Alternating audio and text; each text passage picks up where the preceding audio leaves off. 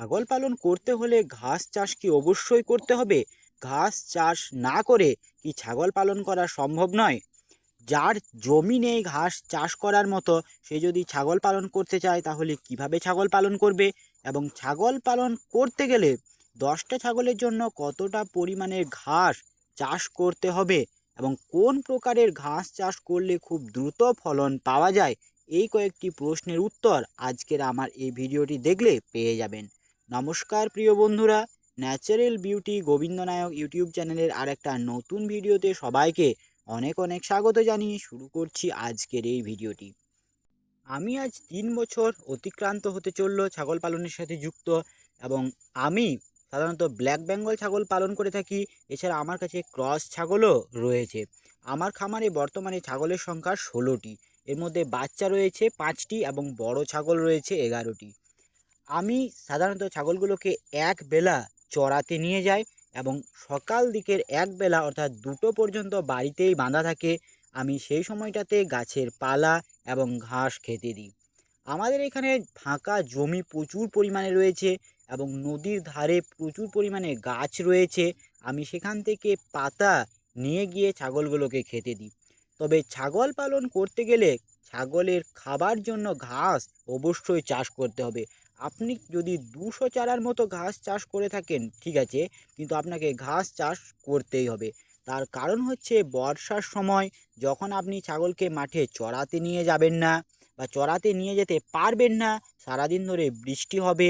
এছাড়াও শীতের সময় সাধারণত মাঠে তেমন ঘাস থাকে না, অনেক গরু বাছুর চড়ে, ঘাসের পরিমাণ কমে যায়। সেই সময় আপনি ঘাস চাষ যদি না করেন তাহলে ছাগলগুলোকে পেট ভরে কিছু খেতে দিতে পারবেন না। আর আপনি যদি বলেন যে আমি সবসময় দানা খাবার খেতে দেবো, বিচুলি খেতে দেবো, সর্ষের ভুসি মাখিয়ে খেতে দেবো, তাহলে খরচ কিন্তু অনেক পরিমাণে হয়ে যাবে। তাই আপনাকে ছাগল পালন করতে হলে তার জন্য খাবার, প্রধান ছাগলের যে প্রধান খাবার তৃণ ঘাস, তা আপনাকে অবশ্যই চাষ করতে হবে। এখন আমার কিন্তু কোনো ঘাস নেই। আমি যে ঘাসগুলো লাগিয়েছিলাম সেগুলো আশ্বিন মাস নাগাদ উঠিয়ে ফেলে দিয়েছি। সেগুলো 2 বছর হলো আমি লাগিয়েছিলাম, 2 বছর সেখান থেকে আমি ঘাস পেয়েছি। এখন আর সেখান থেকে তেমন ঘাস হচ্ছে না, এই জন্য আমি ঘাসগুলো উঠিয়ে ফেলে দিয়েছি। আবার নতুন আমি জমি তৈরি করেছি। কয়েকদিনের মধ্যেই আমি আবার সেখানে ঘাসের চারা রোপণ করব। আমি এবার গুয়াতেমালা ঘাস লাগাবো। আগেরবার আমি সুপার নেপিয়ার ঘাস লাগিয়েছিলাম, সে ঘাসটা ছাগলে খাচ্ছিল, তবে তেমনটা খাচ্ছিল না। এবার গুয়াতেমালা ঘাস লাগাবো। গুয়াতেমালা ঘাস কিন্তু অনেক ভালো ছাগলে খায়। আমাদের এখানে চড়ানোর জমি অনেক রয়েছে, ফাঁকা মাঠ প্রচুর পরিমাণে আমাদের এদিকে রয়েছে। তাই আমাদের চড়ানোর তেমন একটা সমস্যা হয় না।